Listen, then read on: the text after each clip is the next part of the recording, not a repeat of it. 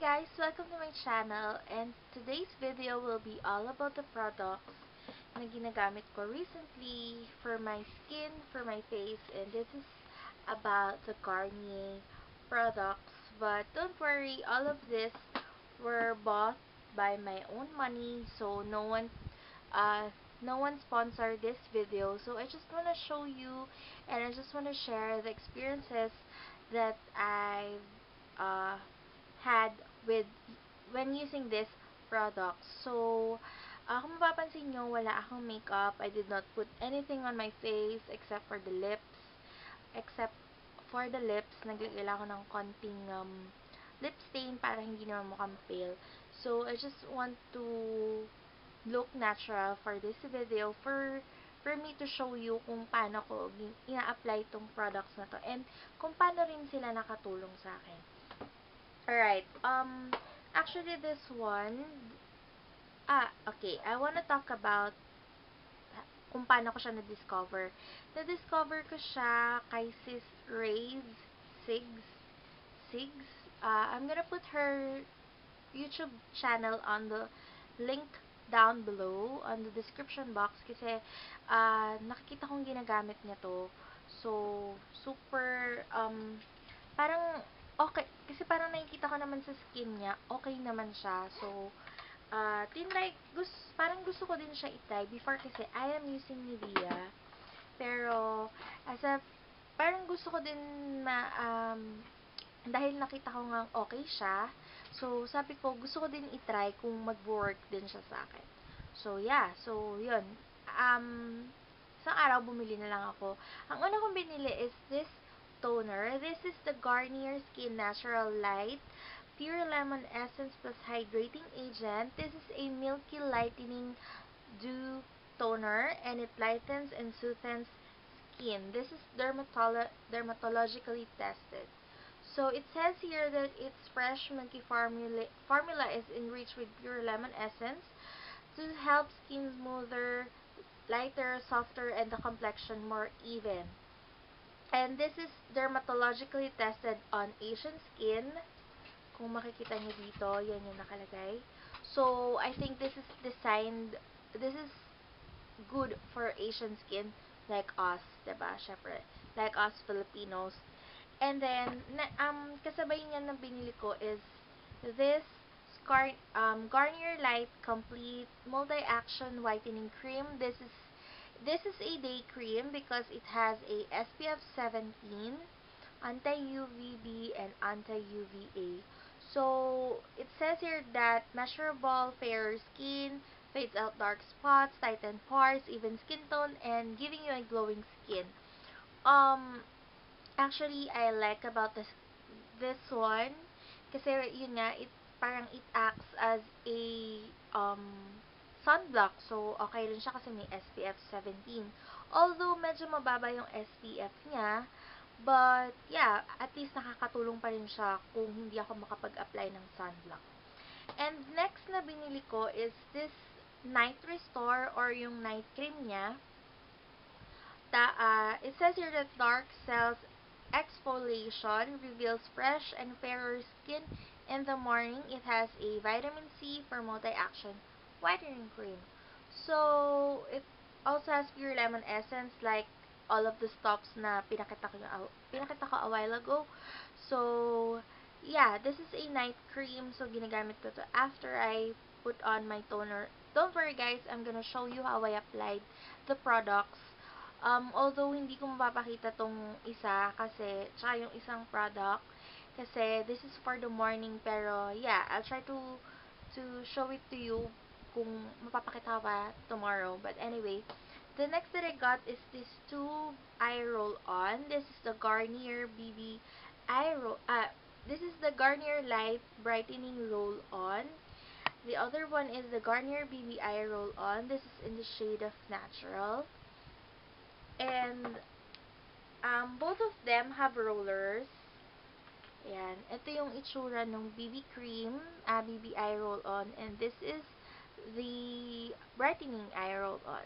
So, kapag makikita mo yung parang ito siya. Yan. It's creamy. And the other one, is para siyang concealer. It acts as a concealer. Alright, so I want to show you how I apply the toner since napakita ko naman sa inyo. So, sabi ko nga dun sa vlog ko, kaka-freshen up ko lang. So, all I have to do is get a cotton pad. Cotton pad yung ginagamit ko instead of cotton balls kasi it's much easier to spread it out sa face. So, kuha ko ng cotton pad and then I'm just gonna pour on the product. Ayan. Actually, this one, a little goes a long way. Ito siya. Kung nakita nyo yung medyo milky consistency. And I'm just gonna remove my eye glasses. So, i-apply ko lang siya for the 4 portion ng aking face. So, spread.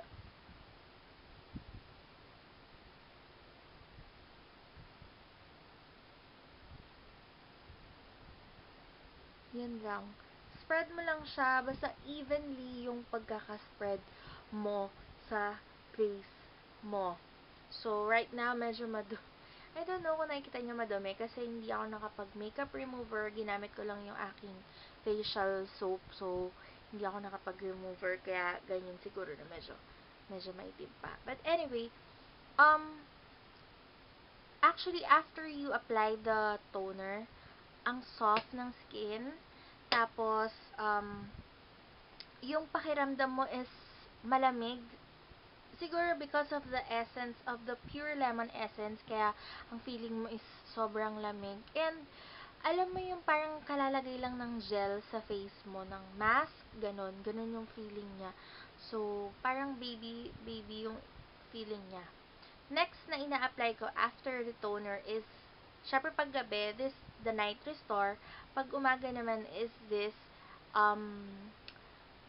multi-action whitening cream, which I pretend, kasi hindi ko naman alam kung day cream ba talaga to, but I assume na lang din kasi it has a sunblock, no? So, yun. Ito yung ginagamit ko for morning, this one. And the consistency of this one is, ano siya, thicker. I think because it's, it's sunblock. So, nagbe-blend out din naman siya. Don't worry kung natatakot kayo na bakit ang puti niya. Para lang din siyang cream, ng whitening cream or any sunblock. Yan. Mag-i-even out pa naman yan. Don't worry. So, yun. Unlike the Night Restore, ito naman ay yung medyo on the moisturizing yung consistency niya. Ayan. So, kahit malamig din siya sa face actually. Alright, so I'm gonna apply it na lang guys so that you will know na lang din. I will just get the amount, tapos i-apply ko siya ng paganto. Actually, ito, hindi ko alam kung a little goes a long way. Pero, sa pag-a-apply ko naman every night, okay naman siya, as in, konti lang na lalagayan na lahat ng face ko.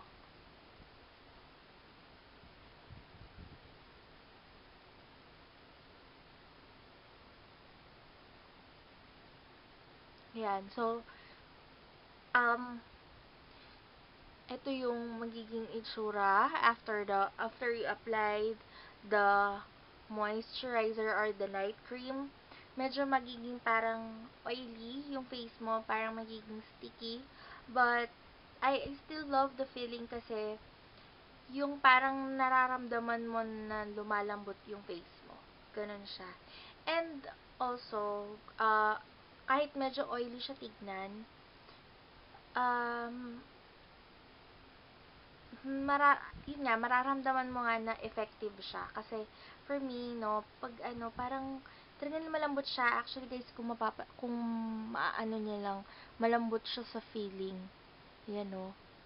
Kaya, sana kung napaparamdam ko sa inyo dito sa camera na to. But anyway, the last thing that I will be showing you is how to apply this Garnier Brightening Eye Roll-On. Actually, matagal ko na tong alam kasi yung mommy ko gumagamit nito before. Pero, hindi din niya na-continue, nakagamit lang siya ng isa. Kasi hindi na rin siya nag-abalang bumili pa nito. But, yun nga, ako gusto kong i-try since lagi ako nagpupuyat. So, ang gagawin mo lang, ako sinishake ko kasi para maano yung amount. Tapos, tingin ka sa taas and then you just apply it 5 times ang sabi dito. But, ako more than ang ginagawa ko. And actually, the feeling, it soothes your eyes. Ang lamig niya sa mata. And kung makikita nyo, ayan. Ayan yung product na sinasabi ko. So, yeah. Hindi ko na mapapakita tong BBI roll-on, but kung nanonood kayo sa akin ng vlogs ko, yung mga make of the day ko, lagi ko tong kasama kasi ito yung nagsiserve as a concealer for me. Maganda siya and it's very natural looking, hindi siya mukhang concealer or something or BB cream. Ganon. Alright, so let's go on to the advantages or the pros of the product. Actually, the product gives me lighter skin. Before I have here itong, kung mapapansin nyo, itong aking pimple mark. Before, super dark niyan. Gusto ko magpakita ng picture but unfortunately, wala na akong makitang, hindi ko alam bakit wala akong picture na meron ako nitong close up. Wala akong picture but yon, before super duper dark spot yan, but then after using this Garnier, I've been using this for a month, 1 month na, a month or so, basta ganun, medyo nag-light and then mas napansin ko sa skin ko, maraming nakakapansin sa mga subscribers ko, sa mga viewers ko na makinis yung face ko. This is because of Garnier. I think para sa akin, for my skin type, parang effective siya sa akin. Nag-work well. Very good para sa akin kasi, yun nga, pumuti yung face ko talaga, natulungan niya itong aking dark spots. And one thing about Garnier is, kapag meron akong pimple, maglalagay, toner lang yung ginagamit ko, magda-dry out na siya the next day, the next morning, wala na siya. So, yun yung maganda. And, yeah, and I think this is very affordable. Actually, very affordable sila. Although, ito atang toner is 200 something. I forgot the price, pero mga ganun lang siya. Tapos, itong mga night cream is 100 plus. Night cream and day cream, 100 plus each lang din sila. About the roll-ons, this one is, I think, 250. And also this one, parang ganun ata. 239, basta nasa ganun, mga 200 plus. So, overall, I really like the product. I will repurchase the product because it really gives me good